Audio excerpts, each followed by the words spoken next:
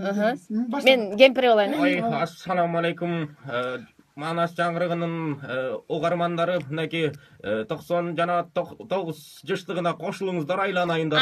Ай, чал, ай, өлімді көрейін, сен ұшы радиода отыра беріп, қонаққа кечіп қала тұрған болдық. Болмайсың ба, ай?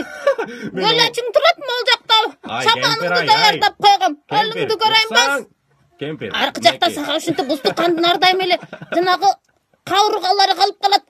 Құйрықты башқасы жеп кетеді, бас кеттік. Жоқ, айланайын, мен мұна азамат берді ярақ делеген балаңар чақырған мені чанан кейін мінеки Манас жаңғырығында отырағыз. Айзада Жамгырчиева деген бір эфир алып барушысы бар тұрбай. Ошол айымек осы бетме-бет қарашолы отырағыз, айланайын. Ай, сен осы құстарды көргенделі бір қылқылдып қалшы болдың өліңді көрейін, ай.